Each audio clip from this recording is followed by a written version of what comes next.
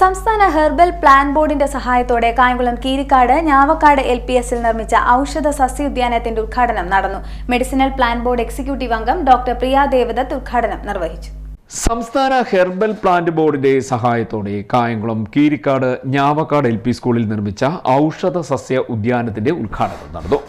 School PTA president T Muhammad Ali Farooq സഖാഫിയുടെ അധ്യക്ഷതയിൽ school പ്രഥമാധ്യാപിക MS ഷീജ സ്വാഗതം പറഞ്ഞു.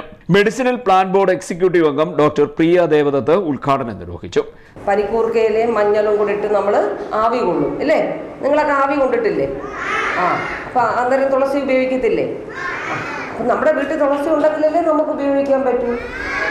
അത് മാത്രമാണോ? പനിക്കൂർക്കയും തുളസിയൊക്കെ കണ്ടാൽ തിരിച്ചറിയണ്ടേ? അല്ലേ തെറ്റിപ്പോകത്തില്ലേ? അപ്പോൾ അതുകൊണ്ട് ഞാൻ കയറി വന്നപ്പോൾ തന്നെ നല്ലൊരു അശോക മരം നിൽക്കുന്നു, നിറച്ച് പൂക്കളുമായിട്ട്. ഈ സ്കൂളിലെ എല്ലാ കുട്ടികൾക്കും വേണ്ട എണ്ണ ഉണ്ടാക്കാനുള്ള പൂക്കൾ അതിനകത്ത് നിൽപ്പുണ്ട് അല്ലേ? നമ്മുടെ ദേഹത്ത് ത്വക്ക് രോഗങ്ങൾ, തൊലിപ്പുറത്ത് രോഗങ്ങളൊന്നും വരാതിരിക്കാൻ ഏറ്റവും നല്ലത് അശോകപ്പൂവിട്ട് എണ്ണ കാച്ചുന്നതാണ്. പണ്ടൊക്കെ അങ്ങനെ ആയിരുന്നു. അശോകപ്പൂവിട്ട് അല്ലാതെ വലിയ രീതിയിലുള്ള കോസ്മെറ്റിക്സ് ഒക്കെ അടങ്ങിയ സാധനങ്ങളൊന്നും ഇല്ല. അപ്പോൾ ഏറ്റവും നല്ല സാധനമാണ് അശോകപ്പൂ. അപ്പോൾ നമ്മളത് പറിച്ചെടുത്ത് അതിൻ്റെ നീര് ചേർത്ത് അല്ലെങ്കിൽ അത് മൊത്തത്തിലിട്ട് എണ്ണ കാച്ചി അരിച്ചെടുത്ത് ദേഹത്ത് പുരട്ടും. അപ്പോൾ ചൊറിയൊന്നും ഉണ്ടാവില്ല.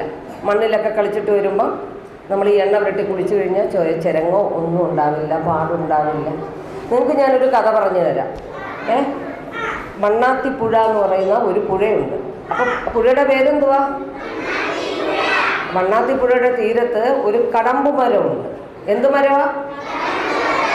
ആ കടമ്പ് മരത്തിൽ ഒരു തേൻകുരുവി കൂട് കൂട്ടിയിരുന്നു. തേൻകുരുവി അച്ഛൻകുരുവിയും അമ്മക്കുരുവിയും ഓലകളൊക്കെ എടുത്തുകൊണ്ട് വന്ന്, കൊച്ചോലകൾ, ഓലയുടെ നാരുകൾ എടുത്തുകൊണ്ട് വന്ന്, വാഴ നാരുകൾ എടുത്തുകൊണ്ട് വന്ന് ഒരു കൂട് കൂട്ടി. അപ്പോൾ കൂടുണ്ടാക്കി വന്നപ്പോൾ അതിൻ്റെ നിറം എന്തായിരുന്നു? തവിട്ട് നിറം.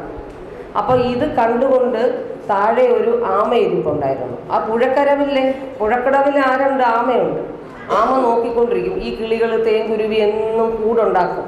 CPCRI ഉദ്യോഗസ്ഥൻ അശോകൻ, വനമിത്ര അവാർഡ് ജേതാവ് രമേശ്, രമ, അധ്യാപകൻ Mehrali Aman, PTA vice president Rahim, MPTA president Shahina തുടങ്ങിയവർ സംസാരിച്ചു. സ്റ്റാഫ് സെക്രട്ടറി എറീന കൃതജ്ഞത പറഞ്ഞു. 100ഓളം വ്യത്യസ്ത തരത്തിലുള്ള ഔഷധ സസ്യങ്ങളാണ് ഉദ്യാനത്തിൽ ഒരുക്കിയിട്ടുള്ളത്. ഔഷധ സസ്യങ്ങളുടെ പേരും ഉപയോഗവും ഗുണമേന്മയും വിശദീകരിക്കുന്ന ബോർഡും ഉദ്യാനത്തിൽ സ്ഥാപിച്ചിട്ടുണ്ട്. മുള കൊണ്ട് നിർമ്മിച്ച സംരക്ഷണ വേലിയും ഒരുക്കിയിട്ടുണ്ട്. CDNet news, Kayamkulam.